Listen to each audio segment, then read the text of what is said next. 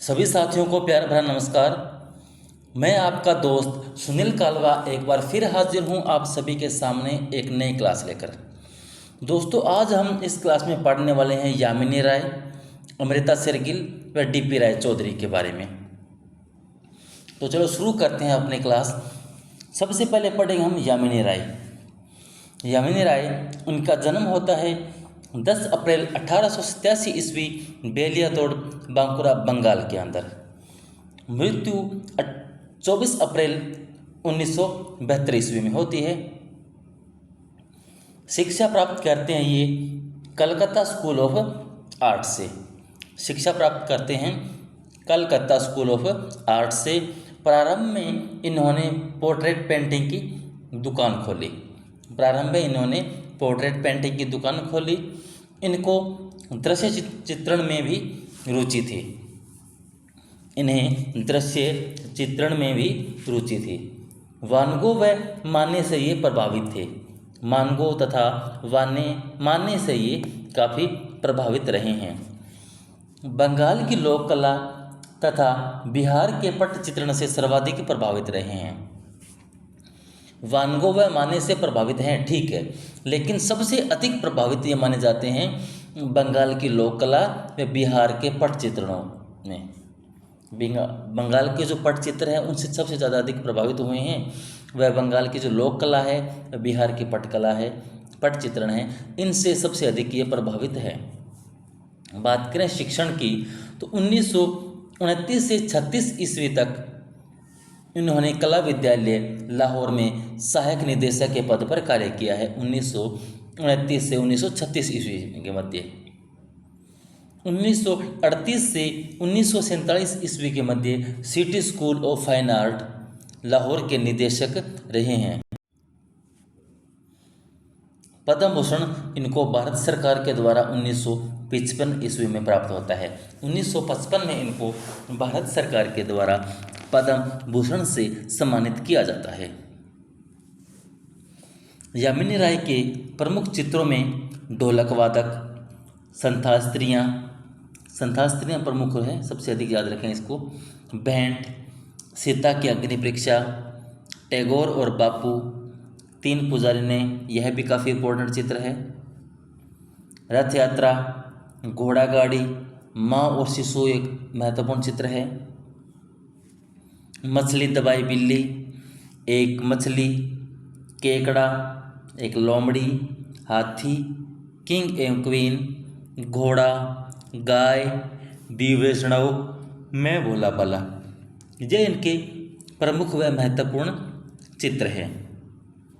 इन्होंने इनके अलावा बात करें तो रामायण, कृष्ण लीला, ईसा मसीह आदि विषयों पर चित्र बनाए हैं। इनके चित्र आप देखते हो तो चित्रों का जो विषय प्रमुख रूप से रामायण है, कृष्ण लीला है व ईसा मसीह के चित्र भी देखने को इनके प्रमुख विषयों के रूप में मिलते हैं। इनकी कला जो है बाल सुलभ मानी जाती है तथा देशज व सरल है। यानी इनकी कला के अंदर बहुत ज़्यादा गंभीरता ना देखकर या बहुत ज़्यादा डिटेल्स ना देखकर बिल्कुल सरल आकारों के अंदर कला देखने को मिलती है। जिस तरह लोक कलाएँ आपको देखते हो उसके अंदर बहुत ज़्यादा डिटेल्स नहीं होती, बहुत ज़्यादा उभार, शेडिंग, कलर मिक्सिंग वगैरह जो होता है वो इनके कला में देखने को नहीं मिलता। सिंपल कलाकार सिंपल कला के माध्यम से, सिंपल रंगों के माध्यम से ये कला करते थे। मोटी रेखाओं से अमिश्रित रंगों का प्रयोग किया इन्होंने। रंगों को मिश्रित नहीं किया, रंगों को मिलाया नहीं है, अमिश्रित रंगों के माध्यम से इन्होंने मोटी रेखाओं की सहायता से चित्र बनाए हैं।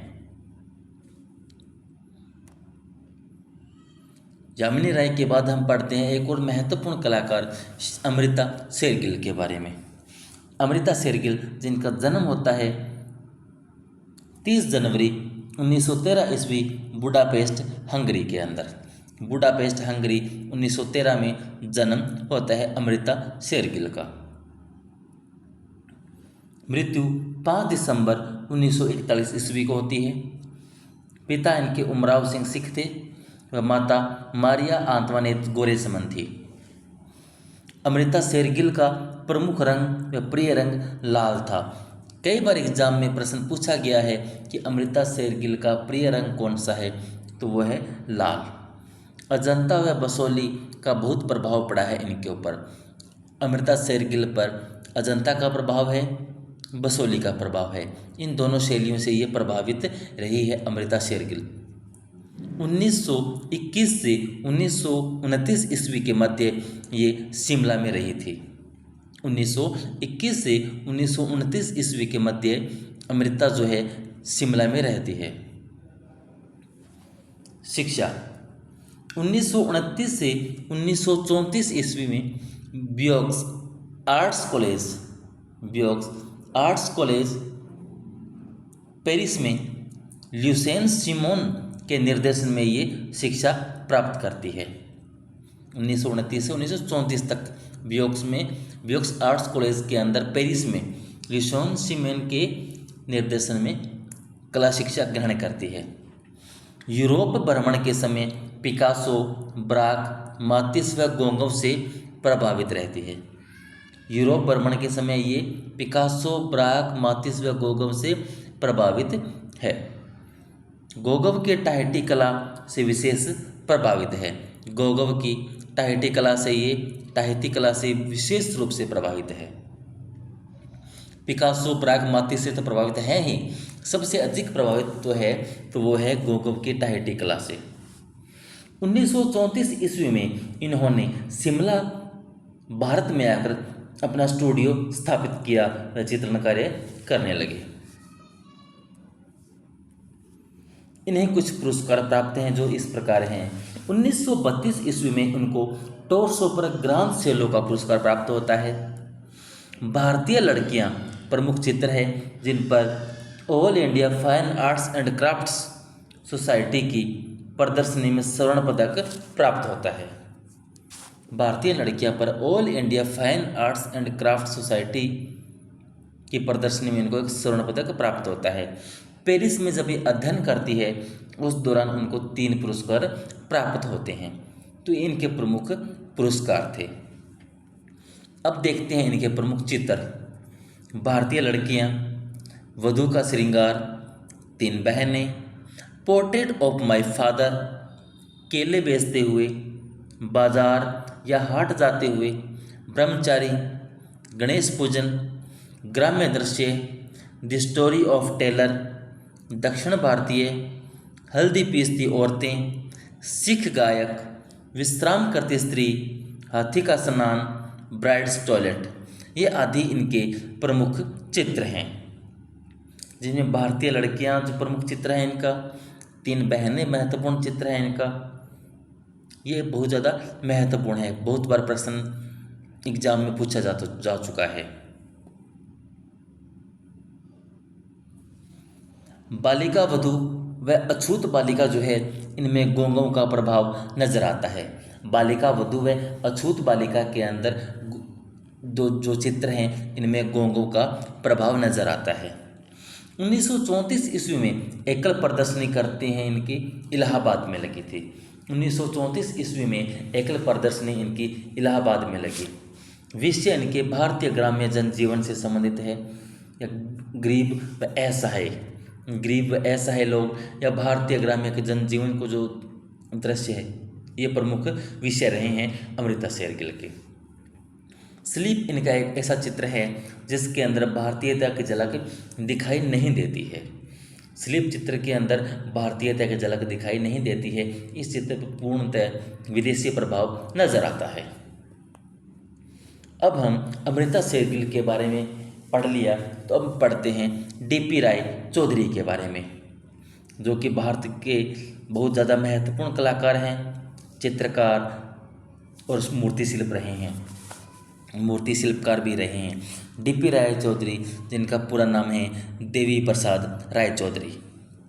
डीपी राय चौधरी का पूरा नाम देवी प्रसाद राय चौधरी है, याद रखें इसको, देवी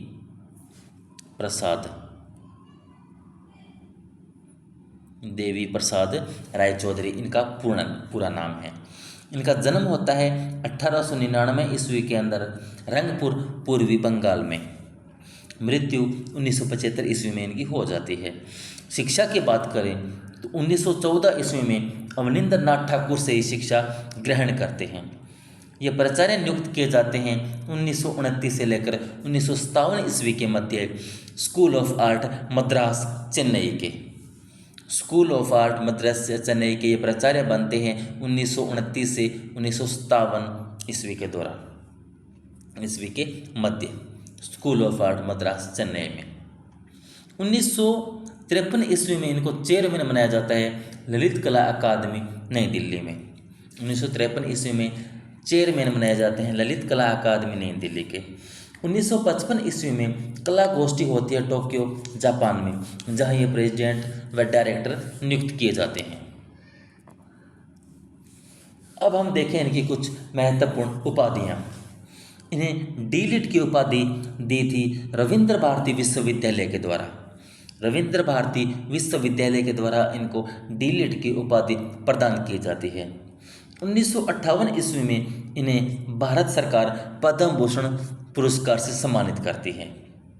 दो प्रमुख उपाधियां डी.लिट रविंद्र भारती विश्वविद्यालय के द्वारा दी गई और 1958 ईस्वी में पद्म भूषण भारत सरकार के द्वारा दिया गया।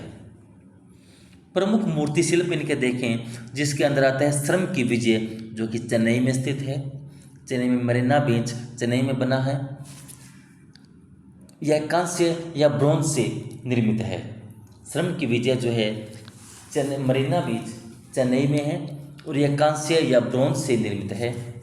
दूसरा महत्वपूर्ण शिल्प आता है इनका शहीद स्मारक, जो कि पटना में है।